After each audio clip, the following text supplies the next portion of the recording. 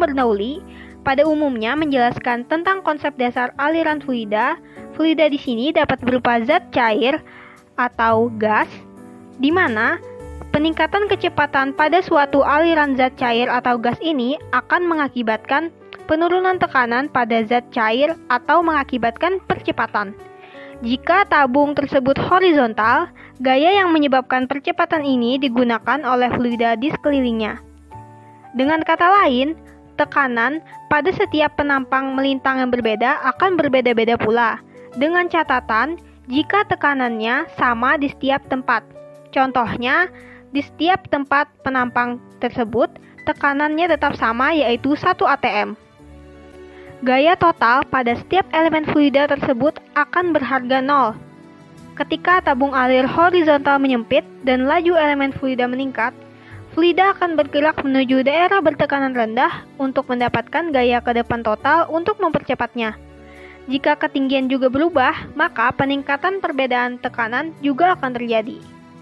Berikut merupakan contoh alat yang digunakan pada percobaan Bernoulli's Theorem, yaitu Bernoulli's Theorem Apparatus. Rangkaian alat Bernoulli's Theorem ini memiliki prinsip manometer sebagai perhitungan perbedaan ketinggian sehingga dapat ditentukannya head aliran, dynamic head, dan total head dari aliran fluida tersebut. Adapun pengertian dari manometer adalah alat penting yang digunakan untuk mengukur perbedaan tekanan.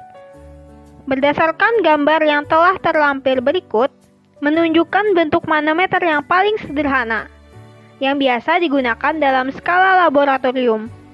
Kita asumsikan bahwa bagian yang diarsir dari tabung U tersebut diisi dengan cairan A yang memiliki massa jenis ρA, dengan lengan tabung U lainnya diisi dengan cairan B yang memiliki massa jenis ρB.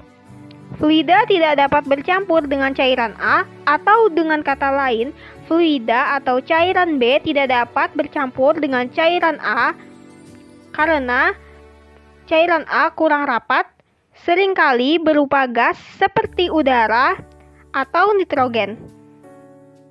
Anggapan dalam prinsip Bernoulli ada 7, yaitu yang pertama, fluida tidak dapat dimanfaatkan atau incompressible. Yang kedua, fluida tidak memiliki viskositas atau inviscid. Yang ketiga, aliran fluida tidak berubah terhadap waktu atau steady. Yang keempat, aliran fluida laminar bersifat tetap, tidak ada pusaran. Yang kelima, tidak ada kehilangan energi akibat gesekan antara fluida dan dinding. Yang keenam, tidak ada kehilangan energi akibat turbulen.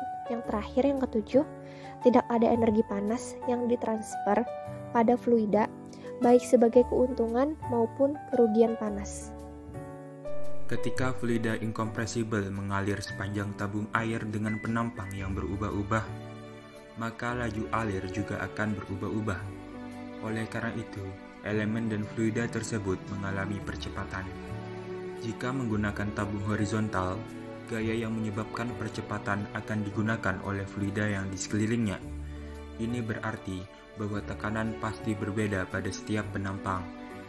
Jika tekanannya sama pada tiap tempat, maka gaya total pada setiap elemen fluida akan berharga 0. Ketika tabung horizontal menyempit dan laju elemen fluida meningkat, maka fluida akan bergerak menuju daerah yang bertekanan rendah untuk mendapatkan gaya ke depan total untuk mempercepat aliran. Peningkatan perbedaan tekanan akan terjadi jika ketinggian yang juga berubah. Persamaan Bernoulli berhubungan dengan tekanan, kecepatan, dan ketinggian dari dua titik yang berbeda, yaitu titik 1 dan titik 2 pada fluida yang memiliki massa jenis. Persamaan berasal dari keseimbangan energi mekanik dan tekanan, yaitu tekanan ditambah energi kinetik ditambah energi potensial akan memiliki nilai yang konstan.